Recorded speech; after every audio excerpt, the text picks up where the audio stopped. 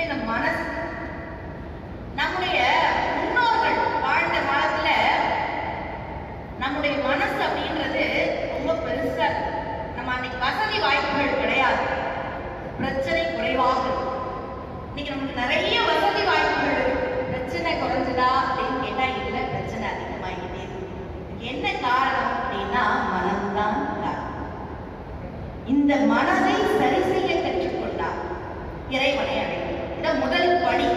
நீங்கள் மனம், புத்தி, அதற்கு பிறகு அகங்காரம், இந்த மூன்றையும் உழைத்து சுத்த நிலையை பெறுகிற போது சுவனை அடையும். அப்போ இந்த மனசை வச்சு நான் என்ன பண்ண முடியும்? இதை மட்டும் சரி பண்ணா நான் இறைவனை அடைய முடியுமா? இதுதான் கேள்வி. அதுக்கு ஆதாரத்தை சேக்கிழார் வாயிலா நாயனார். நம்ம இன்னைக்கு நான் அந்த கோயிலுக்கு போனேன், இந்த கோயிலுக்கு போனேன், அதை பதிவுகள் செய்து நாம் தான் என்கிற அகங்காரத்தை அழிப்பதற்கு தானே கோயில் போக வேண்டும். ஆனால் கோயிலுக்கு போகவே ஒரு அகங்காரமாக மாறிவிட்ட வாழ்க்கை சூழலில் நாம் வாழ்ந்து கொண்டிருக்கிறோம். வாயிலார் தன் மனதுக்குள்ளேயே இறைவனை வழிபடுகிறார். வாயிலார் பேசவே மாட்டார், மௌனம் தான் நம்முடைய மொழி. அப்போ அந்த வாயிலாமல் அவர் பேசிய இறைவனை மௌனத்தின்படி தன் இதயத்திலேயே நிறுத்தி இறைவனை அடைந்தார். உங்கள் மனதை செம்மைப்படுத்தி மௌன மொழி பேசி உங்களால் இறைவனை அடைய முடியும் என்பதை வாயிலார். மனதையே கோயிலாக்கியவர் வாயிலார். பூசலார் நாயனார் மனதுக்குள்ளே கோயில் கட்டார். எல்லாருக்கும் நம்மளும் சிவாலய ஐயா மாதிரி பெரிய அறப்பணி செய்யணும், கோயில் கட்டணும், இங்க சிவபெருமான அப்படியே அழகா பார்க்கணும், அலங்கரிக்கணும், அபிஷேகம் பண்ணணும் எல்லாம் தோணும். ஆனா நம்மளுடைய பாக்கெட்ல பார்த்தா 10 ரூபா பணம் தான் இருக்கு. உடனே நமக்கு ஒரு தாழ்வு மனப்பான்மை வரும். எப்பா சிவபெருமானி, உனக்கு நான் நினைச்சது செய்ய முடியலையே அப்படின்னு இன்னைக்கு வரைக்கும் நம்ம நினைச்சிட்டு இருக்கோம்ல. அதுக்கு சிவபெருமான் முறை சொல்கிறார். நம்முடைய பூசலார் நாயனார் என்னால கோயில் கட்ட முடியல அப்படின்னு பிறகு அவர் அறிவுறுத்துகிறார், மனதில் தோன்றி அறிவுறுத்துகிறார். மனக்கோயில் போதும் என்பதை அவர் அறிவுறுத்துவதோடு மட்டுமல்லாமல் இன்னொரு கரணத்தையும் இங்கே இழுத்து தூக்கி பிடிக்கிறார் சேக்கிழார் பெருமான். நம்முடைய ராஜசிம்ம பல்லவன் கற்கோயில் கட்டியிருக்கிறார். இறைவனை வழிபட தானே கட்டினார். இறைவனை அடைய வேண்டும் என்கிற பேரானத்தில் தானே இந்த செயலை செய்தார். ஆனா ஒரு சின்ன முன்னுரிமையை கொடுக்கிறார் பூசலார் நாயனார். என்ன அப்படின்னு கேட்டா, தன்னையும் அறியாமல் ராஜசிம்ம பல்லவனுடைய மனதில் நான் கோயில் கட்டியிருக்கிறேன் என்கிற அகங்காரம் உள்ளே வந்து விட்டதால் அதை அழிப்பதற்காக இது என்னப்பா கோயில், எங்கள் வாயிலார் கட்டிய மனக்கோயில் தான் கோயில், அதைத்தான் உள்ள எல்லோரால் கட்ட முடியும் என்றால் அதுதான் என் சிவபெருமான் இதயத்தில் இருத்தி வைத்திருக்கிற அன்பு, அதுதான் வீடு. அதாவது இப்ப நம்ம உறவுகளுக்குள்ள இருக்கிறதுக்காக போனோம், கணவனோ ஏதாவது ஒரு பிரச்சனை வர்றப்போ எனக்காக நீ பேசல, கணவர்கிட்ட கேட்போம், இல்ல மனைவிட்ட கேட்போம், எனக்காக இந்த பிரச்சனை போது நீ பேசுறியா அப்படின்னு கேட்போம். இங்க சிவபெருமான் எல்லா அடியாருடைய வாழ்விலும் வந்து சிவபெருமான் அடியாருக்காக அவருடைய அன்பை வெளிப்படுத்துவதற்காக மனக்கோயில் கட்டிய பூசலாரை இந்த உலகத்துக்கு தூக்கி உயர்த்தி நிறுத்துவதற்காக மட்டுமல்ல, உங்கள் மனம் கோயிலானால் அங்கே இறைவன் குடியிருப்பான் என்பதை, மனதை நாம் செம்மைப்படுத்த வேண்டும் என்பதை மிக ஆழமாக சொல்கிறார். அடுத்தது அறிவு. கருணையின் போதும் கடவுள் பக்தியின் போதும் மனம் கூட செம்மைப்பட்டுருவான இந்த அறிவு வந்து சொல்லும், இது செய்யாதுப்பா, இது சரியா. நம் பெரியபுராணத்தை வாசிக்கிற போதெல்லாம் நமக்குள் ஏற்படுகிற கேள்வி அறிவுக்கும் மனதுக்குமான போராட்டம் தான்.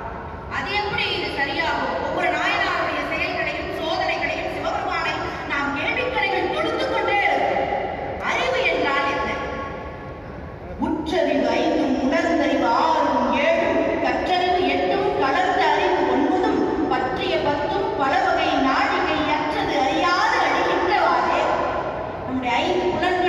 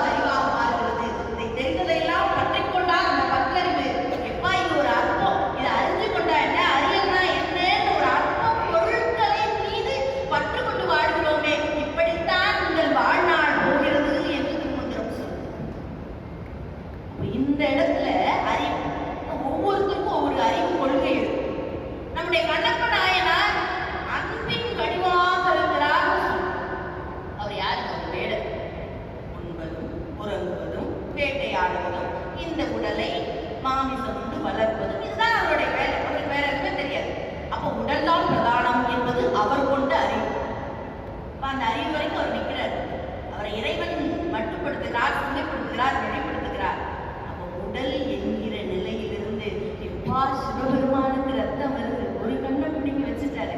அடுத்த அறிவு வந்து கேட்கும் நம்மளுக்காக, இப்போ உன் கண்ணை பிடிங்கிட்டனா அந்த அறிவு நம்மளை தடுக்கும். இறை வழியில் செல்கிற போதும் கருணைக்கடமாய் பாரப்படுகிற போதும் இந்த அறிவு நம்மை தடுக்கிற போது அந்த அறிவை சற்று விலக்கி வைத்துவிட்டு, இல்லை என் அப்பனுக்கு கண்ணீர் வருகிறது என்று உடல் என்கிற பிரதானத்தை தாண்டி இந்த வழியை தாண்டி கண்ணை பிடிங்கி அப்பினார் அல்லவா, அறிவை அவர் வென்றதால் அவருக்கு முக்தி கிடைத்தது. உங்களுக்கு தெரியாததல்ல, குறுகிய நாட்களில் மிக அன்பின் அடிப்படையில் முக்தி வழங்கப்பட்ட நாயனார் கண்ணப்ப நாயனார் அன்பு என்பதை தன் மனதில் கொண்டு அறிவு என்கிற கரணத்தை இங்கே வெல்வதால் ஒரு வீடு பேர் அடைகிறார். இப்போ அறிவு மனம் அறிவு இதை கூட சமாளிச்சிடலாம். வீட்டில் பெருங்காயம் காலியாக எடுத்து வச்சுக்கோங்களேன், அந்த டப்பால பெருங்காயம் காலியானால் வாசனை போகாது. இந்த மனமும் அறிவும் செம்மைப்பட்டால் கூட நமக்கு ஒரு அகங்காரம், நான் என்கிற உணர்வு, எனது என்கிற உணர்வு.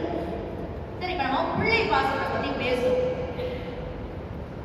அடுத்த வீட்டு பிள்ளைக்கு ஒரு 50 ரூபாய்க்கு ஒரு பொருள் வாங்கி கொடுத்தா அது தானம். ஆனா என் பிள்ளைனா எதை வேணாலும் செய்யும், எதை வேணாலும் செய்யும், என் பிள்ளைக்காக என்ன வேணாலும் செய்யும் அப்படின்னு நினைக்கிற போது அந்த பற்றில் கூட நம்மை எறியாமல் அகங்காரம் நமக்குள்ளே வைத்து விடுகிறது. ஏன் அப்படின்னா என் பிள்ளை மட்டும் இல்லை, என்னுடைய பிரதிபிம்பம், என்னுடைய வாரிசு, என்னுடைய உயிர் அவளில் இருக்கிறது என்கிற எனது என்கிற அகங்காரத்தை நீ எப்போது விட்டொழிக்க போகிறாய் என்கிற கேள்வி இறைவன் நமக்குள்ளே வைத்து விரண்மண்ட நாயனார் அவர் வந்து கோபப்படுறார். நீங்க வந்து அடியார்களை எல்லாம் வணங்காம உள்ள போயிட்டீங்களே அப்படின்னு கதை தெரியும். இந்த கோபப்பட்டோன்ன இறைவன் மீது கொண்ட பற்றை இவர் துறக்கிறார். எப்ப அடியார்களை நீ வணங்கல, சுந்தரக்கூடிய சின்ன பிள்ளைங்க சொல்லுவாங்க பார்த்தா, உன் கூட பேசக்கூடாது, அந்த பையன் கூட நான் பேச மாட்டேன். அந்த மாதிரி சுந்தரர் நீங்க அடியார்களை மதிக்கல, அதனால உங்க கூட பேச மாட்டேன். எப்ப நீ அவங்க கூட சேர்ந்துட்டு அமைதியா உட்கார்ந்துட்டு இருக்கல, நீயும் வேண்டாம். திருவாரூர் என்ற கோபத்தை வருகிற போது அந்த கோபத்தை நான் என்கிற அகங்காரத்தை அவருக்குள்ளே இருந்து இறைவன் மாற்றார். கண்ணாமூச்சி விளையாட்டாய் ரோடு விளையாடி திருவாரூர் வர வைக்கிறார். தன் கால்களை பதிய வைக்கிறார். கேட்கிறார், சிவபெருமான் கேட்கிறார், ஏப்பா என்னப்பா நீ பாட்டுக்கு ஏன் கிட்ட பேச மாட்டேன்,